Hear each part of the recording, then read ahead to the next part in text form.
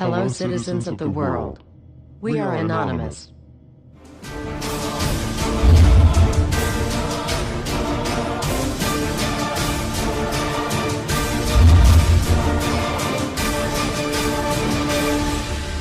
Guess what, world? We are back. Everywhere you look, corruption.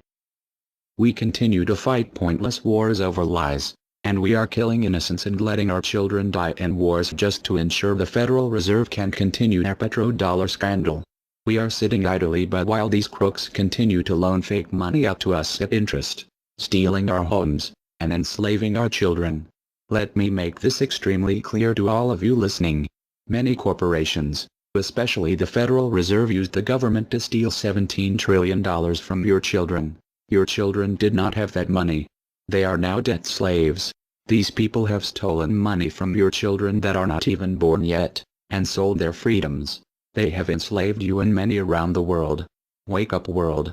And they did all of this by counterfeiting money and loaning it out at an interest. They have stolen hundreds of trillions from people around the world.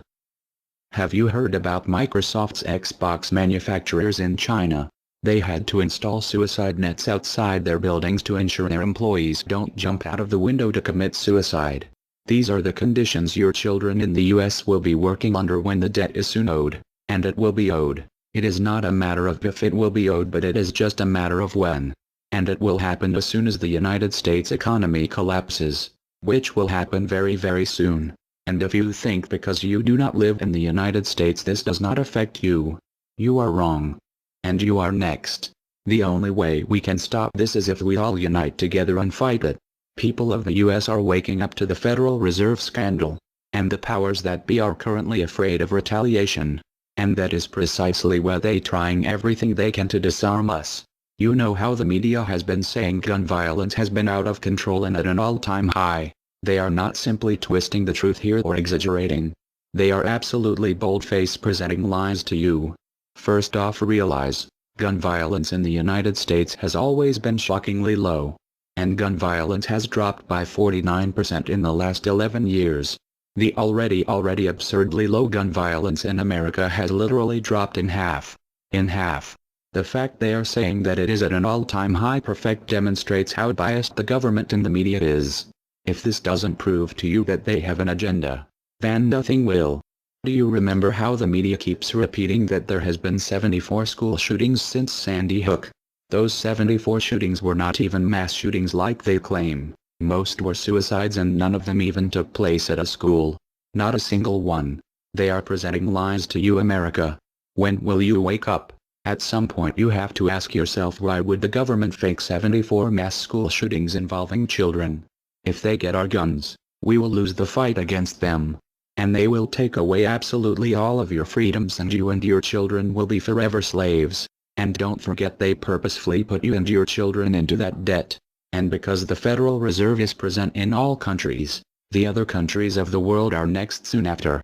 This plan is called the New World Order. It is the same New World Order the Vice President of the United States called for on national TV a month ago. He said we need to strive for and complete the New World Order. This is also the same New World Order President George Bush and President Kennedy said is our country's lifetime goal. And the same New World Order George Bush said on national TV said will happen no matter what we do, and we cannot prevent it. This has all been a long-time plan. The Federal Reserve and their partners want complete control of humanity. We cannot let this happen. They want to rule over us, like kings and queens. And humanity will be forever lost to enslavement by a bunch of tyrants who have publicly admitted they want to kill off the majority of the population so the masses are easier to control. They are going to wipe your bloodline completely off of the earth. He'll tell you the order of things to happen. The enslavement will follow immediately after guns are taken away and you cannot fight back. If they cannot get the guns before the economic collapse, then they will wait until the economy collapses. When the economy collapses, people will be starving. There will be looters and shootings. The government will insist on taking guns away to help, and as soon as the guns are taken away, then we will fall into a complete dictatorship. Do not fall for it. Remember, They are the ones who caused the economic collapse to begin with. This is the same tactic used on Germans and it worked. So expect it. As soon as the economy collapsed and the masses were starving, the German government asked the people to give up their rights and they listened. And then eventually the government was throwing the naked masses into giant burning hot ovens for mass execution. Do not give up your rights. Do not give up your guns. Fight back, as they were the ones who caused the problem. Just so you know, the people who are behind this Federal Reserve scam and New World Order are the same ones who funded Hitler's campaign. Make no mistake, these people are as brutal as Hitler himself, even more brutal. In fact, now we are going to show you some. Assuming America grows some balls and we win, we will need an overall plan. We have come up with a perfect plan. This plan offers extraordinary possibilities. It will make for the most beautiful and free world you can ever imagine. If we are successful, we can leave a much better for our children. A beautiful world. Watch every minute of the rest of the video. Do not skip a single bit of it, as it is all important. If this one video gets out to and can change the world, this is your opportunity to make a difference. Please share this video. What you want with it, get paid for the views. We don't care. Just get the message out there for the world to see. Now sit back and relax, enjoy the movie.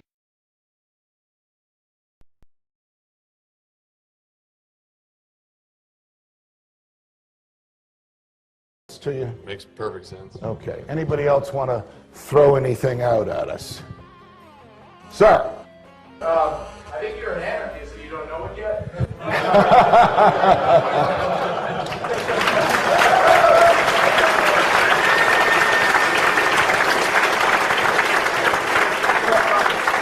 Do you hear me denying anything?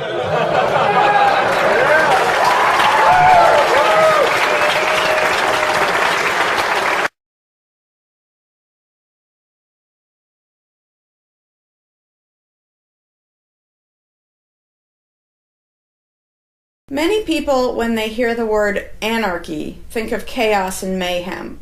So they assume that an anarchist must be in favor of disorder and violence. That is the complete opposite of the truth. Most objections and complaints about the anarchist or voluntarist philosophy are not actually about the philosophy itself, but result from people misunderstanding what the philosophy is all about. To illustrate a few points, we will use the example of two fictional islands. Authoritania, where there is a ruling class or government, and anarchia, where there is no ruling class of any kind. We will use these islands to examine several common misconceptions about anarchism. Lots of people think anarchy means every man for himself, or survival of the fittest, or the absence of any social cooperation or organization. They think that anarchy means everyone has to be self-sufficient. This comes from the false assumption that some kind of government is necessary for any organization to occur. Whether it's part of a republic, a democracy, a kingdom, or a dictatorship, a ruling class issues orders called laws and punishes anyone who disobeys them. That is not cooperation. That's domination. It's one group forcing its will on another.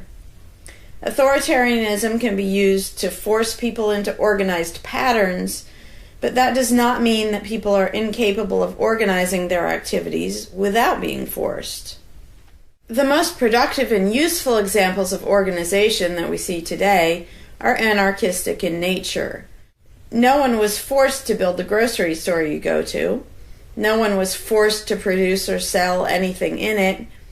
Everyone involved in the vastly complex operation of growing your food, transporting it, displaying it in the store, and selling it to you, everyone involved participates voluntarily, working in exchange for money. You and all the other store customers choose freely which store to go to and what to spend your money on.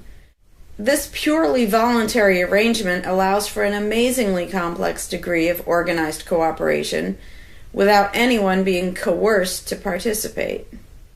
In contrast, under government, a very small group of people comes up with an idea and forces everyone else to participate in it and provide for its funding with tax dollars. In the authoritarian version of a supermarket, the ruling class would tell people what to produce and how much, what prices to charge, and they would tell customers what they must buy and what they must pay. Anyone who did not comply with the centralized master plan would be punished in some way. That is how government does things. Which one of these would you prefer? Another common but incorrect assumption is that if there were no ruling class or no government, people would have no way of defending themselves against common criminals or foreign invaders. Again, this is simply not true. The government version of protection is inherently hypocritical. Governments will use their hired law enforcers to find and lock up some of the private thugs and thieves and prevent them from preying on people. But every ruling class gets the money for its operations by way of taxation, demanding money from its subjects and punishing those who don't pay up. Oddly, every ruling class insists that it needs to be able to forcibly control and extort money from people in this way in order to protect them from private criminals who might try to forcibly control and extort them. In contrast, if there is no government, people do not lose their inherent right to defend themselves from violence or to defend what they have from those who would take it. Every person has this right, and they also have the right to organize and cooperate with each other to exercise that right. Organizing for mutual defense does not require any government-granted laws or authority. No one wants to be attacked or defrauded, and everyone wants to feel safe.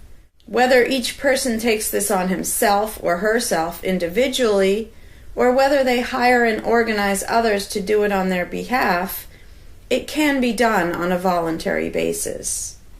Those who insist that government is necessary often claim that if there wasn't a government, then smaller private gangs would spring up to enslave and rob people.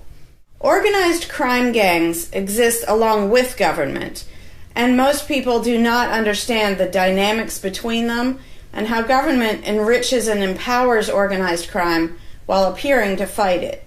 Black markets enrich organized crime, and money allows them to buy government protection.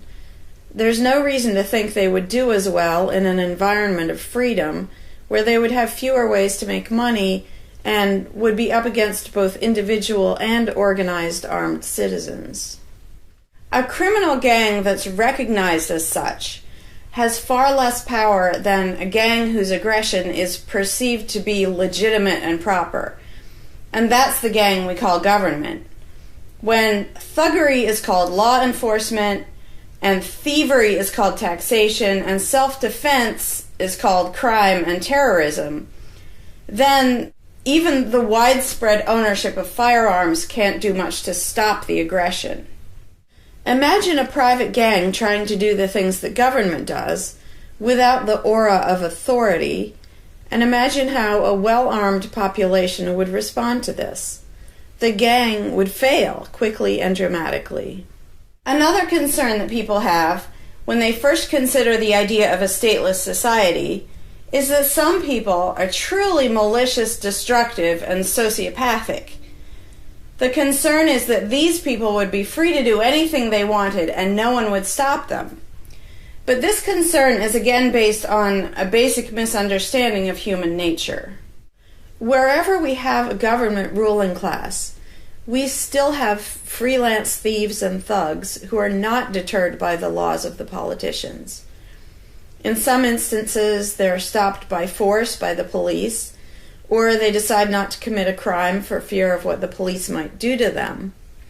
What makes this deterrence work is not the legislation or the official badges, but the simple threat of harm to the sociopath. It really makes no difference whether the threat comes from the police, or another citizen, or even another criminal. A sociopath doesn't care about laws or social rules. He cares about avoiding pain and hardship for himself. This is still true when a government ruling class is not involved at all. If the intended target of a would-be carjacker pulls out a gun, it doesn't make any difference to the carjacker whether that person has a badge or whether there's a law against taking people's cars.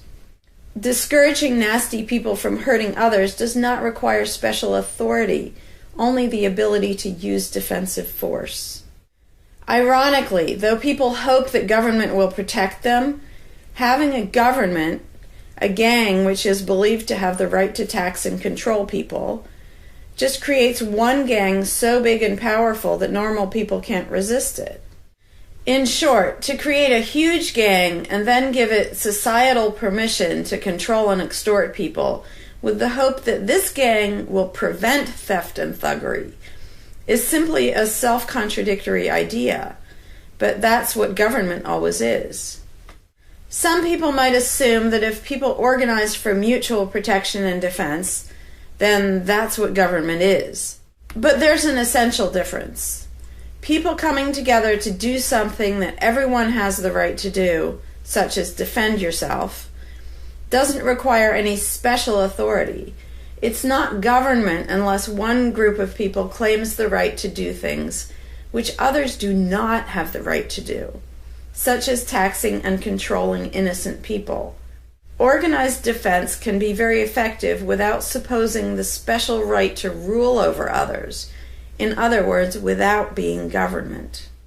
In contrast, governments rob the people they rule of far more wealth than private crooks could ever manage, making the idea of a protector government ridiculous. Another common objection to the idea of a stateless society is the notion that, if not for a group of lawmakers telling the rest of us how to behave, we would all behave like stupid, irresponsible, violent animals. This claim implies one of two things. Either we normal people have no idea what is right and wrong unless and until politicians tell us, or the only reason we want to do the right thing and coexist peacefully is because politicians told us to. A quick examination of your own motivations will show you that neither of those things is actually true. It's particularly odd to make this argument in a society where politicians are voted into power. If the people themselves have no moral code and no conscience, and are just stupid, violent animals, why does almost everyone want government to keep the peace and protect the innocent? Would a population of vicious, heartless, evil people try to elect good people to keep the evil people in line? Obviously not. The goodness and the desire for order and peace comes from us, not from the lawmakers we vote into office. The same holds true of everything that government does. If people are so short-sighted and selfish that they can't be trusted to voluntarily organize and raise money for whatever they deem important, then how can those same people be trusted to decide who should be in power? The implication is that the average person can't be trusted to run his own life, but can be trusted to choose someone to run other people's lives. Government is really not a civilizing influence. It's actually an uncivilizing influence. People who would never personally rob their neighbors constantly use the government to do it for them by way of taxation. People who would never dream of trying to control minute details of their neighbors' lives think it's just fine to vote for politicians to do it instead. Government gives everyone the opportunity and encouragement to rob and control other people without risk. So government, rather than serving as a check against the imperfections of our nature, instead drastically amplifies our greed, irresponsibility, and malice towards other human beings by giving us a legally acceptable and risk-free way to interfere with the lives and choices of our fellow men and women. Government brings out the criminal and busybody in everyone. In contrast, in the absence of a ruling class, people would lose their ability to ask lawmakers to interfere with their neighbors' lives. And we would not have law enforcers who could avoid responsibility for evil deeds by claiming that they were just following orders. Throughout history, far more theft, assault, oppression, and even murder has been committed by those acting on behalf of a supposed authority than by anybody else. Even basically good people, when they believe in government, will condone things or do things which they know would be wrong if they did them on their own. Most people know that theft and assault are bad, but they imagine that controlling their neighbors and forcing them to spend their money on things they don't want is perfectly moral and legitimate when it's done by way of the political process. Wrong becomes right when it's called taxation, legislation, regulation, and war. Anarchists know better.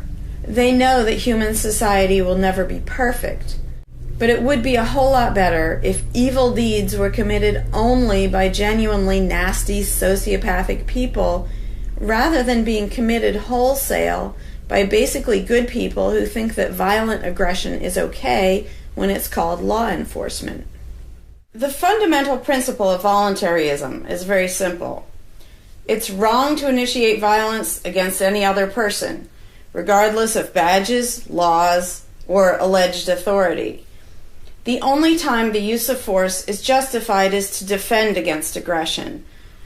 Almost everyone understands this on a personal level, but they've been taught that this basic rule of social living does not apply in the game of politics and government. Most people already know how to get along with others, and most people want a peaceful and just society. Our morality doesn't come from politicians making laws. Our ability to organize and cooperate doesn't come from the ruling class. When people escape the belief in government, they don't suddenly turn into violent animals. Our inherent right to defend ourselves and our ability to defend ourselves is not served by government. In fact, it's threatened by government more than by anything else. Ruling classes do not produce peaceful coexistence, but rather perpetual conflict and violence. Our belief in government authority takes our compassion, virtue, and good intentions and turns them into power for people who crave power and riches. Of course, the people who benefit most from the political racket will put a good spin on the system and do their best to convince people that it's a social necessity.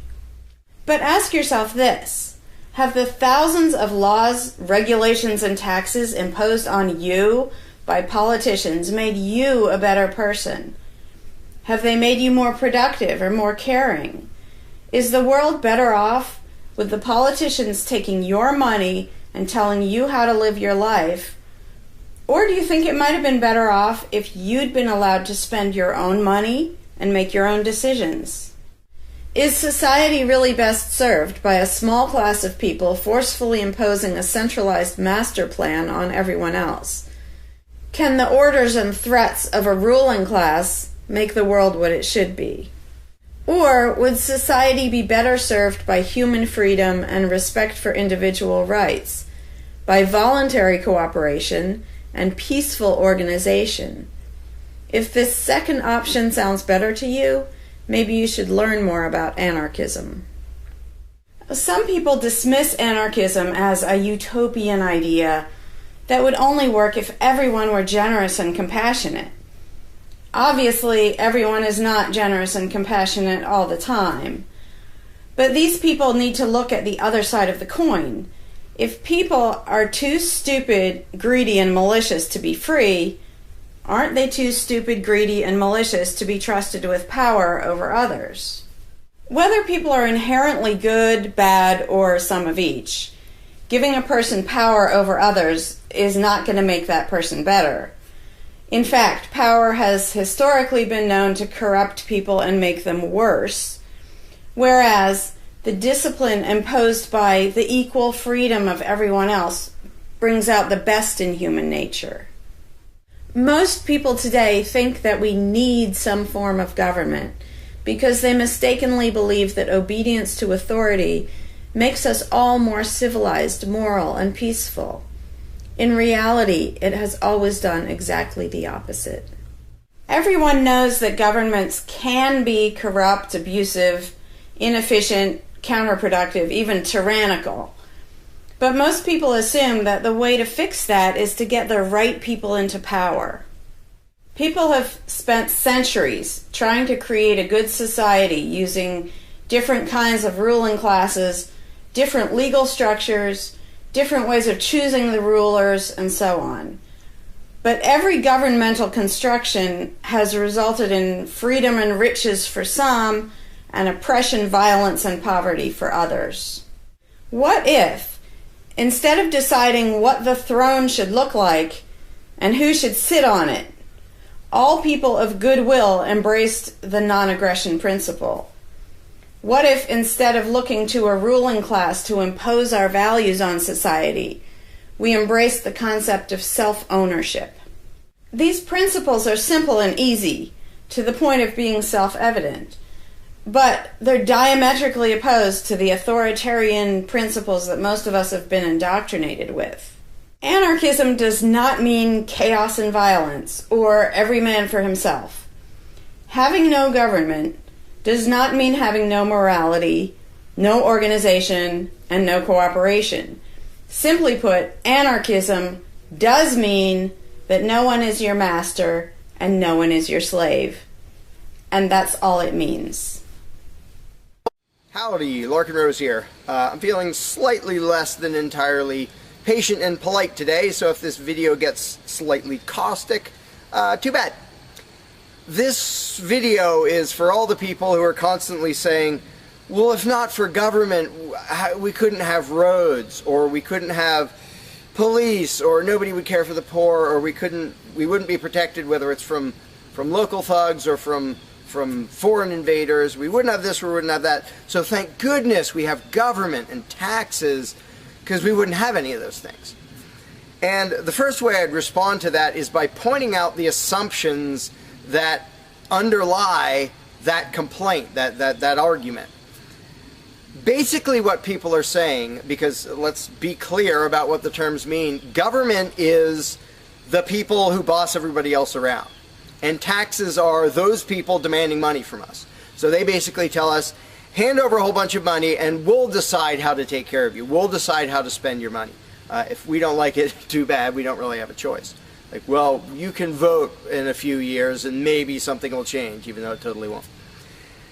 So that's what people are saying. Basically, if we didn't have a ruling class stealing our money and then supposedly spending it to protect us, how could we possibly have roads or anybody to protect us? The implication is that in this country, for example, 300 million people would just sit around thinking, oh, we can't do it. Without politicians and tax collectors, we can't have a road, we can't protect each other, and we can't... And it rests on this bizarre assumption that things that almost everybody wants, they wouldn't do anything to make happen unless there were politicians forcing us to give them money so they can make it happen.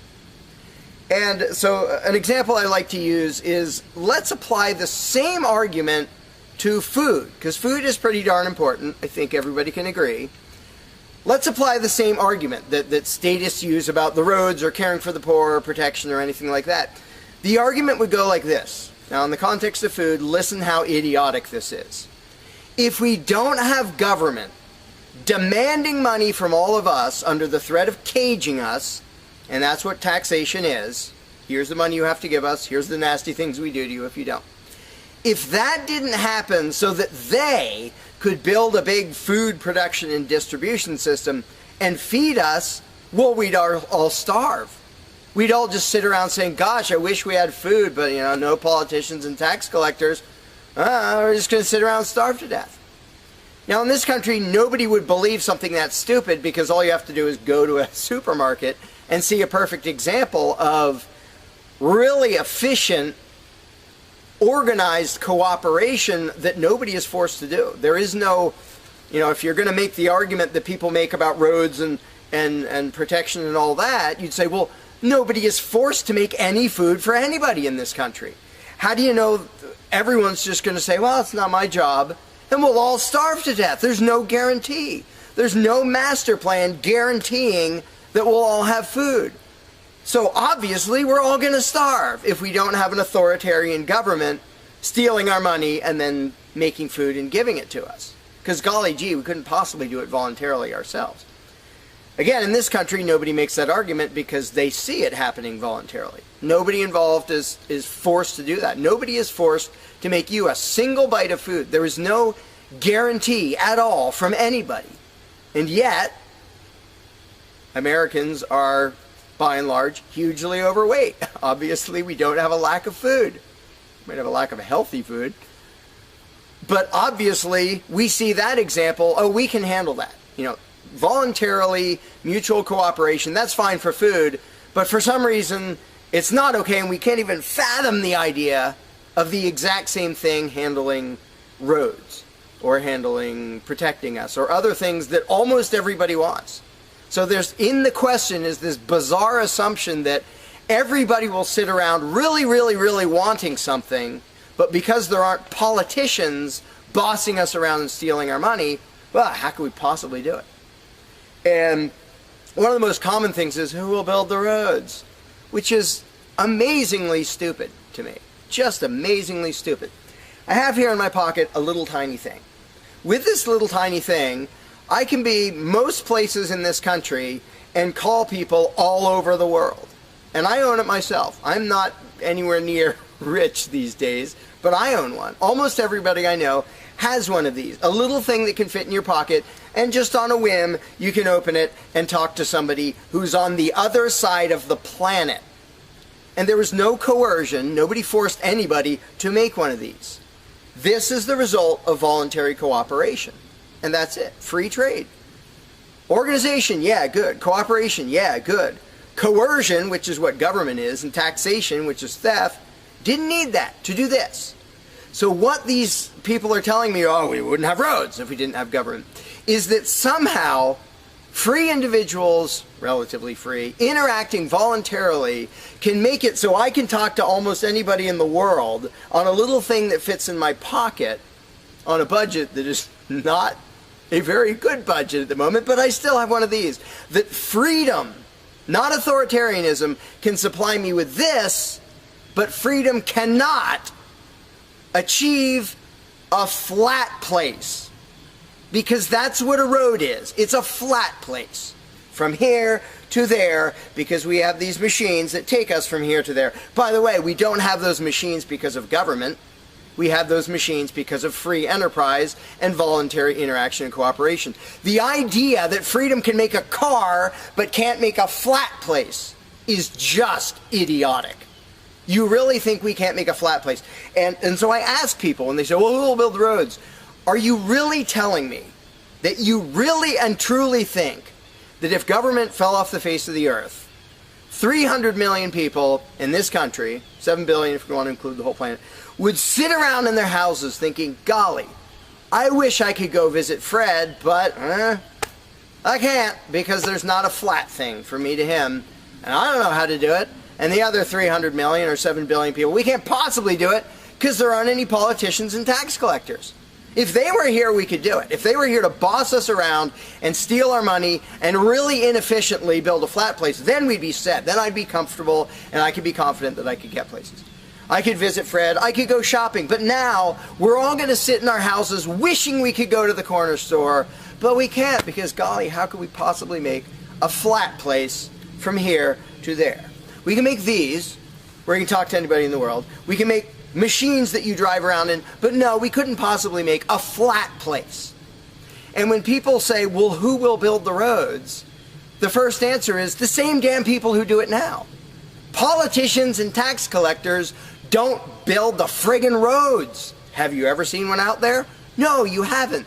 They steal our money, waste most of it, do all their corrupt games, and then they pay other people. Here's an idea. How about if we pay those other people who actually build the stinking road? And the fact that that doesn't occur to people is a great indication of how well indoctrinated people are by the rulers who will perpetually tell us, you can't organize anything, you can't achieve anything, you can't do anything unless we are here to force it on you. And it's, again, there are a zillion examples, whether it's caring for the poor or protection or roads, obviously. where most of the population will say, I'm really concerned that poor people won't be taken care of, which means most of the population wants people in need to be taken care of. And if we didn't have politicians stealing our money, how would it happen? Here's an idea. Take some money out of your pocket and give it to one of the people that you think needs help.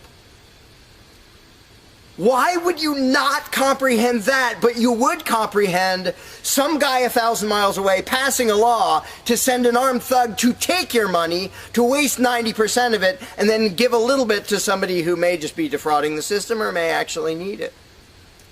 And the amount of indoctrination required to make people even ask these questions of how could we possibly do this without government? What do you think government adds to the equation? It doesn't add any resources. It doesn't create anything.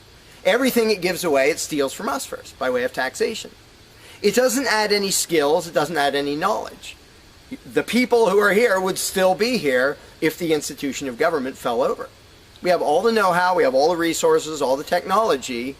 The only thing it adds is one group that's imagined to have the right to violently assault and control and extort everybody else. So what the question really means is, how could we have a road, or how could I help that poor, or how could that poor person be helped, or how would anybody protect us if there wasn't a gang of thugs with permission to violently control and rob us? And when you recognize that that is literally what the question means, you already see how utterly idiotic it is. And it's completely the result of authoritarian statist indoctrination. Nobody would come up with that on their own.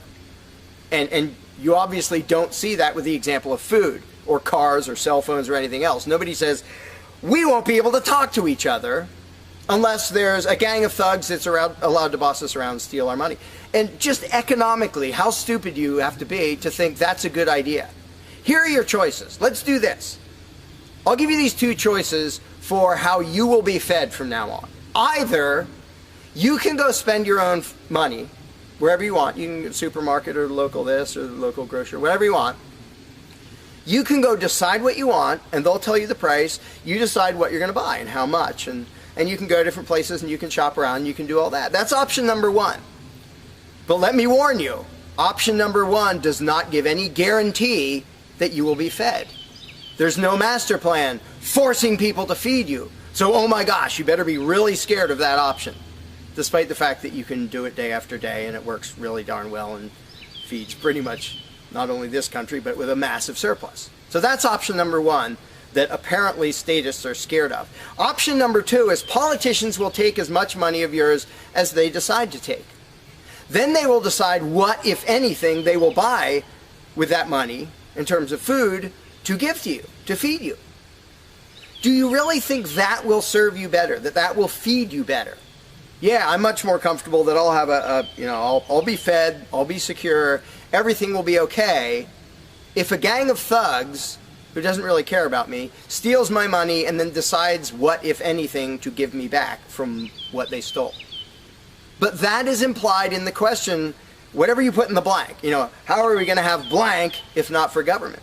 What you're saying is, how can we, the people who really want roads and food and cell phones and protection and all the things that almost everybody wants, how can we possibly have that unless we give someone permission to steal our money and boss us around and then decide what they're going to give us?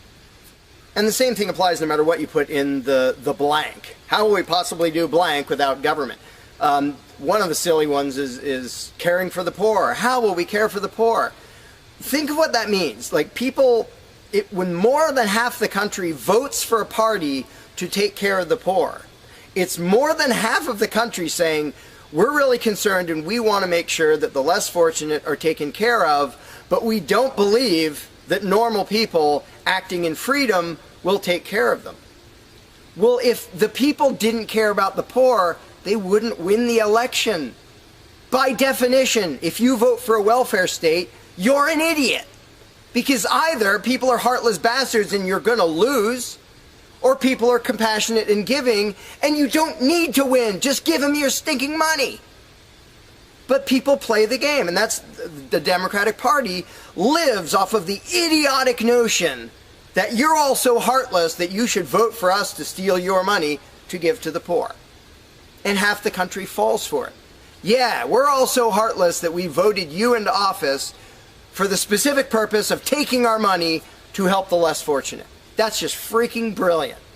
How about if half the country just gave their stinking money to the less fortunate? And then the less fortunate would all be rich, because it would be 1 trillion times more efficient than the government version of welfare ever is. Also, it would be actual charity instead of mass theft and corruption and fraud and all that fun stuff. But what takes the cake, the ultimately insane thing, whatever you put in that gap, how can we have blank without a parasitic ruling class and a bunch of hired thieves? It's just a stupid question, but it's extra super stupid when what's in the blank is, how will we be protected?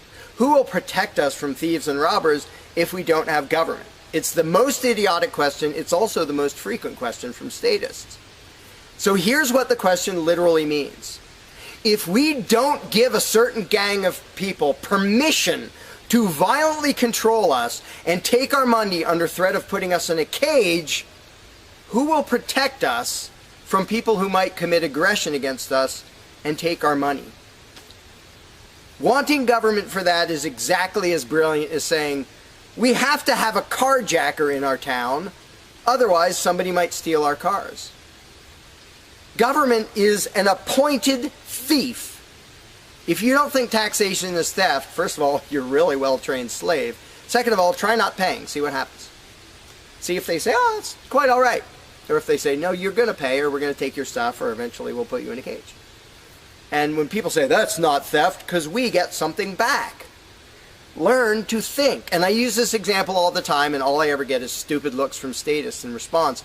If I robbed you at gunpoint of $100, and the next day I gave you a sandwich, and you said, what? I said, hey, now everything's fine, because you benefited. I gave you a service. I gave you lunch, so that retroactively makes it okay that I robbed you at gunpoint. Would you buy that argument? No, you'd say, that doesn't make it okay. Okay, you gave me a sandwich. And yet every statist makes the exact same argument when it comes to government. Well, we get some stuff for it after they demand our money under threat of violence and putting us in a cage. Then we get services or goods. And we don't get what we asked for, and we get lots of things we didn't ask for. But we kind of get something, and that retroactively makes it okay for them to say, give us this much of every paycheck you make, or we're sending men with guns to take your property. And the slaves justify their own enslavement. I'm proud to pay my taxes. I'm proud to get robbed by a parasitic ruling class and get a little bit back and feel good about it. Like, not only is that legitimate and justified, but I feel proud that I let myself get robbed by a bunch of crooks and parasites. But again, the ultimate thing is protection. When people say, who will protect us from aggressors and thugs and thieves if we don't have a government? Even though what government is, by its very nature, is a gang of aggressors and thugs and thieves. They issue commands. Every law they pass is a command backed by a threat of violence. You have to do this. You're not allowed to do that. Here are the nasty things we will do to you if you get caught disobeying. I mean, everybody knows that, even though they don't usually say it in terms that blunt and honest and accurate. But to say we need taxes to be protected is as stupid as you can get. It's saying we need theft to avoid theft.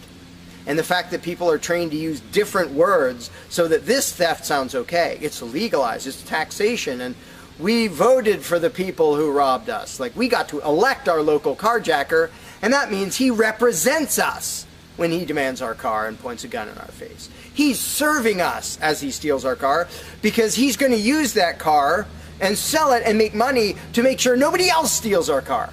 That is the essence of government. And the fact that you have hundreds of millions of victims of that scam vehemently defending it and saying, I'm not going to give that up. I don't want to give up government. Who would protect us?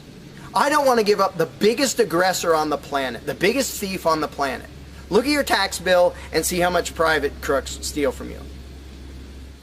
So before you ask that question, before you ask, how could we possibly have roads or protection or water or air or Christmas or Santa Claus or any of the zillion things that statists imagine we can't possibly have without a ruling class, think about what the question actually means.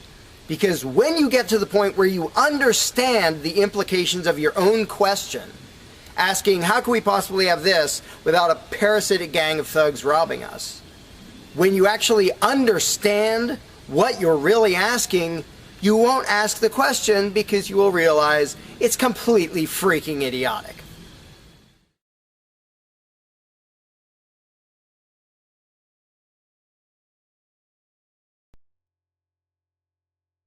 Hey, Larkin Rose here. One of the first things that people are concerned about when they start thinking about a society without a ruling class is, well, what happens to the nasty people? Whether you're talking about people who are just kind of negligent or inconsiderate, play their music too loud at night or leave their trash lying around the woods or whatever it is, all the way up to people who run around attacking and murdering people. So people say, well, what would happen to them? What would we do about that? Some people even go so far as to say, if not for government, there would be nothing to stop people from committing murder and doing whatever other nasty stuff. And it's funny because when somebody says that, there would be no consequences, they could do whatever they wanted and nobody would stop them, the person saying that is implying that he isn't going to do anything. If there's someone running around attacking and murdering innocent people, the guy who said nothing will happen to them, obviously he's not going to do anything or something would happen to them. But not only is he demonstrating his own cowardice when he said there would be nothing to stop murderers, he's also projecting his own immaturity and irresponsibility onto the rest of the world, because he's also saying the other 7 billion people wouldn't do anything about it, which obviously isn't true. I would, wouldn't you? If somebody was running around murdering your neighbors, would you just go, well, there aren't politicians and there's nobody with a badge and we don't have tax collectors and bureaucrats, so oh well, I guess they're just out of luck, they're going to get murdered. And would you not even protect yourself if there wasn't government? Obviously, lots and lots of people, all the sane people, would do whatever they could to protect themselves and defend the innocent.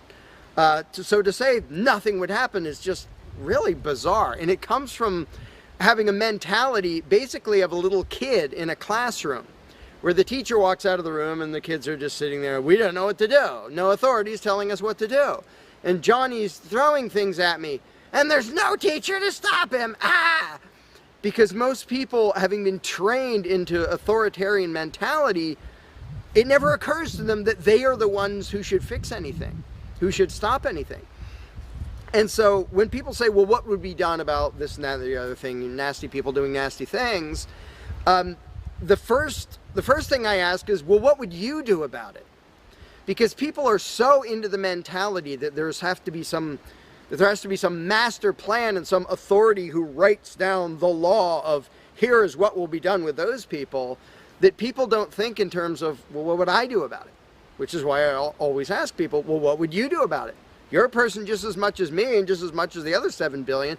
What would you feel justified in doing if somebody was polluting or playing their music too loud at night or running around murdering people or whatever in between you can think of? Any nasty thing, what would you feel justified in doing about it? Because there's a very basic rule of being a moral human being, which is if it would be wrong for you to do something, don't ask anybody else to do it. And the rule is so simple, so self-evident and obvious that most people will go, well, duh, of course. Trouble is, nobody in the world who believes in government abides by that rule. Nobody. I don't care if you're a constitutionalist, Democrat, Republican, fascist, communist, anything, any kind of statist. There is nobody who believes in government who abides by the most basic rule of morality, which is if it's wrong for you to do something, don't ask somebody else to do it. Because every single candidate, every party, every government always does things that the voters know they themselves have no right to do. And to say something like, well, I'm voting for the guy who's going to tax you less. Well, do you have the right to rob me a little bit less than the other guy? No, you don't. So telling me that, well, somebody was going to rob you more, but I voted for the guy to rob you a little bit less, you are still violating the basic rule of being a human being. If it's wrong for you, don't ask somebody else to do it. Well, that's kind of the second basic rule, the first one being the non-aggression principle. And they actually go together quite well. But when people are in the mindset that there's going to be some major centralized plan to deal with whatever, polluters or people who play their music too loud or murderers or whatever else, they have to get out of that mindset. They have to start to think that maybe they are among the people who have to do something about it. So instead of saying, what will be done about such and such, well, what will you do about it? What should I do about it? And this doesn't magically make all the problems go away, but the actual practical challenge of dealing with most disputes is trivial compared to the challenge of getting people to think like responsible adults, where they start to think, well, maybe it's up to me. And a while back I did little events called Escaping the Myth. And one of the little mental exercises I did with these little groups of people is, imagine we're on an island and we're it. There's no government, there's no authority, there's nobody with a badge. And one of us is running around stealing stuff from other people. He's not killing anybody, but he's stealing stuff. What are we going to do about it? We normal people. There's not a legislature, there's not 911 to call, there's nobody with a badge. It's just people. And so with that specific example, I would ask people, so what do we do? And just off the top of their heads, everybody comes up with solutions that are way better than what government ever does. First of all, every government solution is, all right, step one, I get to rob everybody. That's the government solution. Well, we're going to tax everybody so we have the resources to stop that other robber. Well, in the island scenario, nobody is stupid enough or insane enough to start with that, to say, well, let's see, so somebody's stealing our stuff. Okay, first, I get to rob all of you so that I have the resources to protect you from him. Nobody is that insane. Everybody is insane enough to believe that who believes in government. And I did for many years. I was stupid enough to actually think that it was rational and moral to advocate mass extortion in order to protect people. And that's just stupid. So I just believed something insanely stupid for a very long time. Most of the world still believes that. But in a setting where people are put on the spot and they're responsible for what happens, they don't do that. They don't say, well, I get to boss everybody around and take their money. Nobody does that. So to me, the challenge is not even coming up with specific solutions to every imaginable dispute or problem, which I don't pretend to know how everything's going to turn out. And I don't intend to be emperor of anarchy. I'm not going to be in charge of the world. But getting people to the mindset where it's up to them, where there's just people, we're it. No legislatures, no people with badges, no authority, we're just people. Suddenly people are way better at solving problems and making things work. One good example is when there's a disaster. Unfortunately, sometimes it takes a horrendous event to bring out the best in people. And it brings out the worst in some people too. But when people say, whoa, my neighbor's house is floating away, I'm not going to wait for FEMA. I'm not going to dial 911. I'm going to jump in a boat and go save him. Because suddenly it's on me. Suddenly I'm the one who has to do something. And when it occurs to people that they're the ones who have to do something, and unfortunately usually that only happens in a complete disaster area, when it occurs to people and they suddenly take on the responsibility and start to think like adults, their solutions are generally a lot better than any government solutions and ever are. But to get to that mentality, people have to shift from the authoritarian mindset to the mindset of a self-owning individual who realizes there is nothing above me. There is no magic unicorn who's going to come to save the day, who's going to come save me from polluters or somebody playing their music too loud or murderers or whatever it is. It's just us. And if we realize that, then first of all, people would stop asking me, well, without a government, how would this be handled? As if I'm going to be in charge. I don't freaking know. What would you do about it? I can tell you what I would do about it. I could tell you what I might suggest, what I might predict, but who cares? I'm one of 7 billion people. I'm not going to be in charge any more than you are. So it's really a mental exercise that people have to think over in their own heads with their own moral codes instead of waiting for some outside answer. And it's why I don't usually get into those discussions of, well, here's my plan for how to deal with this and that and the other thing, because my plan doesn't matter. My plan will not be the best plan for any problem you can come up with. There will be a million people with better plans than whatever I could come up with. So don't ask me to describe how you are going to fix problems. I don't freaking know. And you can see the mind shift in people when they grasp that they own themselves and they suddenly realize, oh, okay, well, yeah, there are things we can do to settle disputes, to protect ourselves from attackers, to do this or that or the other thing. But the first step is just grow up. Stop thinking it's somebody else's business to make the world work. Well, how will the poor be cared for? I don't know. What are you going to do? Well, how will we be protected from this? I don't know. What are you going to do about it?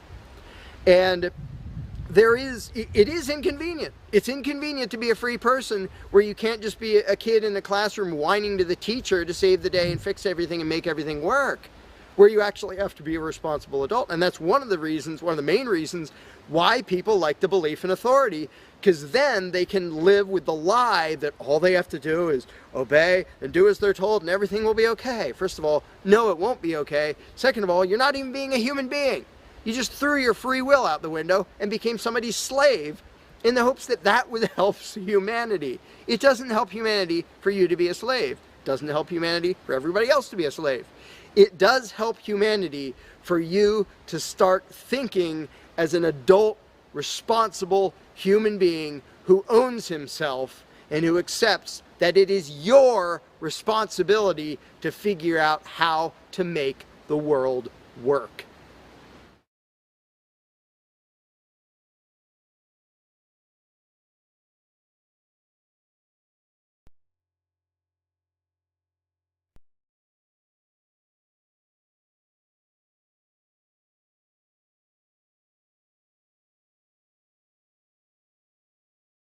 You cannot begin to imagine in how many ways the world is the opposite of what you have been taught to believe. You see the guy who sells drugs to willing customers so he can feed his family as the scum of the earth, while you see the hypocrite who gives away stolen money in the name of government as a saint. You see the guy who tries to avoid being robbed by the federal thugs as a crook and a tax cheat, but see as virtuous the politician who gives away the same stolen loot to people to whom it does not belong. You see the cop as a good guy when he drags a man away from his friends and family and throws him in prison for 10 years for smoking a leaf. And you see anyone who defends himself from such barbaric fascism as the lowest form of life, a cop killer. In reality, most drug dealers are more virtuous than any government social worker, and prostitutes have far less to be ashamed of than political whores, because they trade only with what is rightfully theirs, and only with those who want to trade with them. The upstanding, church-going, law-abiding, tax-paying citizen who votes Democrat or Republican is far more despicable and a bigger threat to humanity than the most promiscuous, lazy, drug-snorting hippie. Why? Because the hippie is willing to let others be free, and the voter is not. The damage done to society by bad habits and loose morality is nothing compared to the damage done to society by the self-righteous violence committed in the name of the state. You imagine yourselves to be charitable and tolerant when you are nothing of the sort. Even the Nazis had table manners and proper etiquette when they weren't killing people. You think you're good people because you say please and thank you? You think sitting in that big building on Sunday makes you noble and righteous? The difference between you and a common thief is that the thief has the honesty to commit the crime himself, while you whine for government to do your stealing for you. The difference between you and the street thug is that the thug is open about the violence he commits, while you let others forcibly control your neighbors on your behalf. You advocate theft, harassment, assault, and even murder, but accept no responsibility for doing so. You old folks want the government to steal from your kids so you can get your monthly check. You parents want all your neighbors to be robbed to pay for your kids' schooling. You all vote for whichever crook promises to steal money from other people to pay for what you want. You demand that those people who engage in behaviors you don't approve of be dragged off and locked up, but feel no guilt for the countless lives your whims have destroyed. You even call the government thugs your representatives, and yet you never take responsibility for the evil they commit. You proudly support the troops as they kill whomever the liars in D.C. tell them to kill, and you feel good about it. You call yourselves Christians or Jews or claim to follow some other religion, but the truth is what you call your religion is empty window dressing. What you truly worship, the God you really bow to, what you really believe in is the state. Thou shalt not steal, thou shalt not murder, unless you can do it by way of government. Then it's just fine, isn't it? If you call it taxation and war, it stops being a sin, right? After all, it was only your God that said you shouldn't steal and murder, but the state said it was okay. It's pretty obvious which one outranks the other in your minds.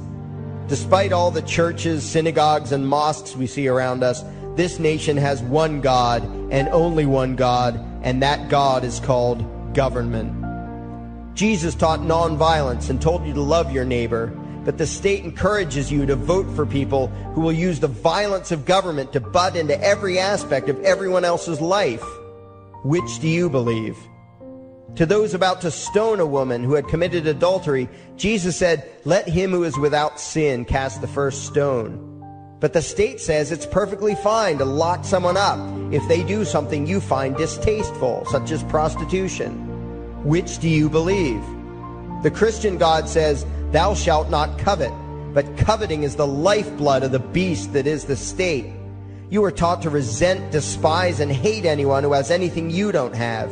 You clamor for the state to tear other people down, steal their property, and give it to you. And you call that fairness. The Bible calls it coveting and stealing. You are not Christians. You are not Jews. You are not Muslims. And you certainly aren't atheists. You all have the same God, and its name is government. You're all members of the most evil, insane, destructive cult in history.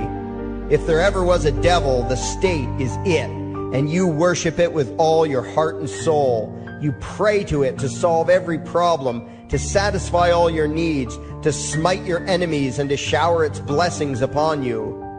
You worship what Nietzsche called the coldest of all cold monsters, and you hate those of us who don't. To you, the greatest sin is disobeying your God, breaking the law, you call it, as if anyone could possibly have any moral obligation to obey the arbitrary commands and demands of the corrupt, lying, delusional megalomaniacs who infest this despicable town. Even your ministers, priests, and rabbis, more often than not, are traitors to their own religions, teaching that the commands of human authority should supersede adherence to the laws of the gods they say they believe in. Several years ago, I heard one pompous evangelical jackass in particular pontificating on the radio that anyone who disobeys the civil authority, be it a king or any other government, is engaging in rebellion against God. Those were the exact words he used. What if the government is doing something wrong? Well, this salesman for Satan opined, that is the business of those in government, and you are still obligated to obey. Everywhere you turn, be it the state or the church, the media or the schools, you are taught one thing above all else, the virtue of subjugating yourselves to mortals who claim to have the right to rule you. It is sickening the reverence with which you speak of the liars and thieves whose feet are so firmly planted on your necks. You call the congressmen and the judges honorable, and you swoon at the magnificence of the grandiose halls they inhabit, the temples they built to celebrate the domination of mankind. You feel pride at being able to say you once shook a senator's hand or saw the president in person. Ah, yes, the grand deity himself, His Royal Highness, the President of the United States of America. You speak the title as if you're referring to God Almighty. The vocabulary has changed a bit, but your mindset is no different from that of the groveling peasants of old who bowed low, faces in the dirt, with a feeling of unworthiness and humility when in the presence of whatever narcissist had declared himself to be their rightful lord and master. The truth of the matter, back then and today, is that these parasites who call themselves leaders are not superior beings. They are not great men and women. They are not honorable. They're not even average. The people who earn an honest living, from sophisticated millionaire entrepreneurs to illiterate day laborers doing the most menial tasks you can imagine, Those people deserve your respect. Those people you should treat with courtesy and civility. But the frauds who claim the right to rule you and demand your subservience and obedience, they deserve only your scorn and contempt. Those who seek so-called high office are the lowest of the low. They may dress better, have larger vocabularies, and do a better job of planning out and executing their schemes, but they are no better than pickpockets, muggers, and carjackers.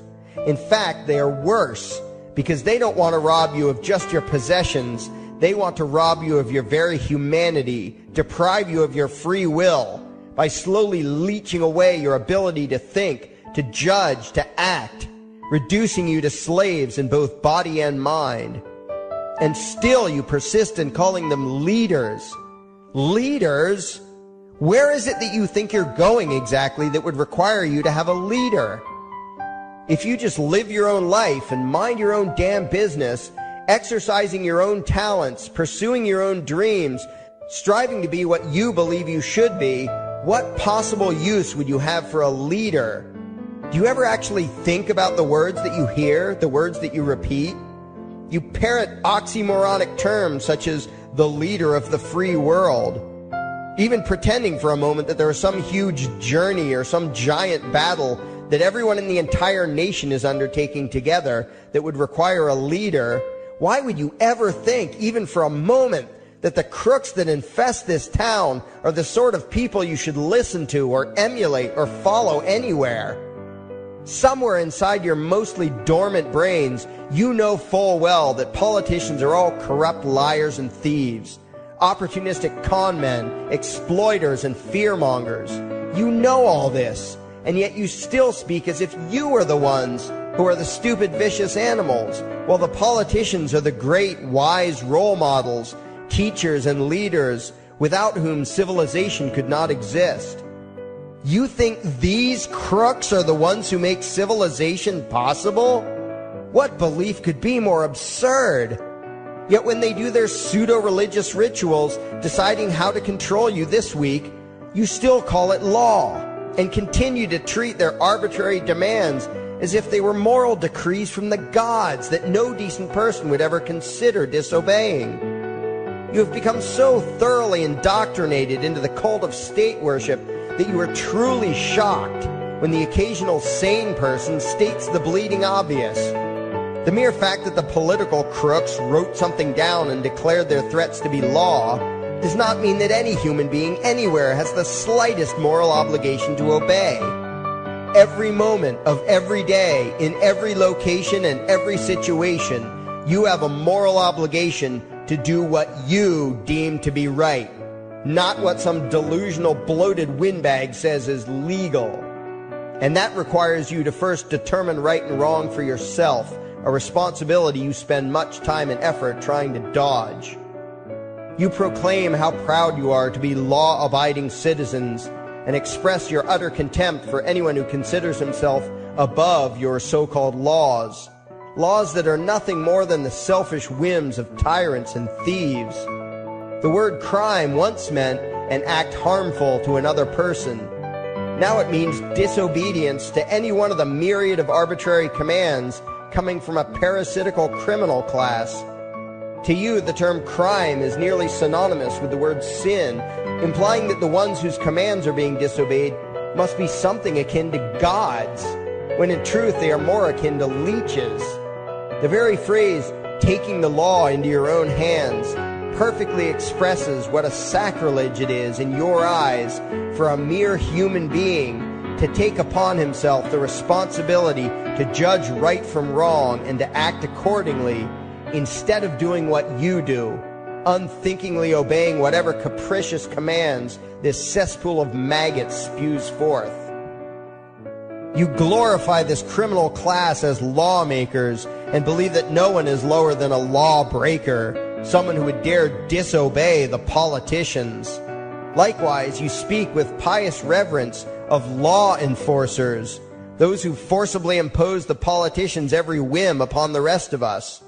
When the state uses violence, you imagine it to be inherently righteous and just, and if anyone resists, they are, in your eyes, contemptible lowlifes, lawless terrorist criminals. Like the lawless terrorist criminals who helped slaves escape the plantations. Like the lawless terrorist criminals who helped Jews escape the killing machine of the Third Reich. Like the lawless terrorist criminals who were crushed to death under the tanks of the Red Chinese government in Tiananmen Square. Like all the lawless terrorist criminals in history who had the courage to disobey the never-ending stream of tyrants and oppressors who have called their violence authority and law. And that includes the lawless terrorist criminals who founded this country. Everything you think you know is upside down, backwards, and inside out. But what has to take the cake, the height of your insanity, is the fact that you view as violent terrorists the only people on the planet who oppose the initiation of violence against their fellow men. Anarchists, voluntarists, and libertarians. We use violence only to defend ourselves against someone who initiates violence against us. We use it for nothing else. Meanwhile, your belief system is completely schizophrenic and self-contradictory. On the one hand, you teach the young slaves that violence is never the answer. Yet out of the other side of your mouths, you advocate that everyone and everything, everywhere and at all times be controlled, monitored, taxed, and regulated through the force of government. In short, you are teaching your children that the masters may use violence whenever they please, but the slave should never resist. You indoctrinate your children into a life of unthinking, helpless subservience. You are putting the chains around their little necks and fastening the locks tight. And worst of all, you feel good about it. Out of one side of your mouths, you condemn the evils of fascism and socialism and lament the injustices of the regimes of Hitler, Stalin, and Mao. While out of the other side of your mouths, you preach exactly what they did. The worship of the collective, the subjugation of every individual to that evil insanity that wears the deceptive label, the common good. You babble on and on about diversity and open-mindedness, and then beg your masters to regulate and control every aspect of everyone's lives, creating a giant herd of unthinking conformist drones. You wear different clothes and have different hairstyles, and you think that makes you different. Yet all your minds are enslaved to the same club of masters and controllers. You think what they tell you to think and do what they tell you to do while imagining yourselves to be progressive, thinking, and enlightened. From your position of relative comfort and safety, you now condemn the evils of other lands and other times while turning a blind eye to the injustices happening right in front of you. You tell yourself that had you lived in those other places, in those other times, you would have been among those who stood up against oppression and defended the downtrodden. But that is a lie. You would have been right there with the rest of the flock of well-trained sheep, loudly demanding that the slaves be beaten, that the witches be burned, that the nonconformists and rebels be destroyed. How do I know this? Because that is exactly what you are doing today. Today's injustices and oppressions are fashionable and popular, and those who resist them, you tell yourselves, are just malcontents and freaks, people whose rights don't matter, people who deserve to be crushed under the boot of authority. Isn't that right? You bunch of spineless, unthinking hypocrites, look in the mirror. Take a good look at what you imagine to be righteous and kind. You are the devil's plaything. The crowds of thousands wildly applauding the speeches of Adolf Hitler, that was you. The mob demanding that Jesus Christ be nailed to the cross, that was you. The white invaders who celebrated the wholesale slaughter of those godless redskins, that was you. The throngs filling the Colosseum, applauding as the Christians were fed to the lions, that was you. Throughout history, the perpetual suffering and injustice occurring on an incomprehensible scale, it was all because of people just like you, The well-trained, thoroughly indoctrinated conformists, the people who do as they're told, who proudly bow to their masters, who follow the crowd, believing what everyone else believes and thinking whatever authority tells them to think. That is you. And your ignorance is not because the truth is not available to you. There have been radicals preaching it for thousands of years. No, you are ignorant because you shun the truth with all your heart and soul. You close your eyes and run away when a hint of reality lands in front of you. You condemn as extremists and fringe kooks those who try to show you the chains you wear because you don't want to be free. You don't even want to be human. Responsibility and reality scare the hell out of you, so you cling tightly to your own enslavement and lash out at any who seek to free you from it.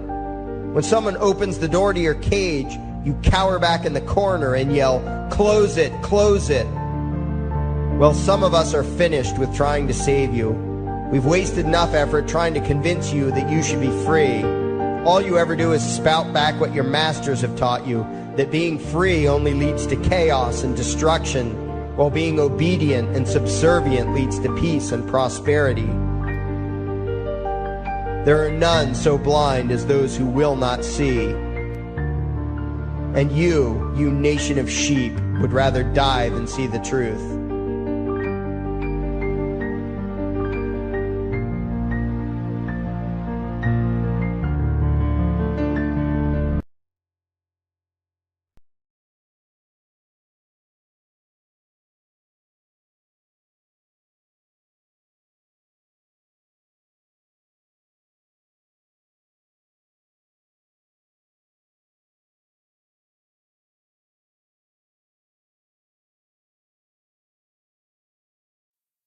There is something I need you to do. Favorite, like and share this video. Now that you have done that, go to your browser add-ons, download YouTube Video Downloader, come back to this video and save the video to your computer and upload it your YouTube channel. Use a different title than the one used for this video. We now have a new YouTube channel. It is called Anarchy World. It's all one word. Subscribe to us. And the videos used in this video were by Larkin Rose, also one word. Look for his channel and subscribe to him as well. Thank you. And by the way, these are the people responsible.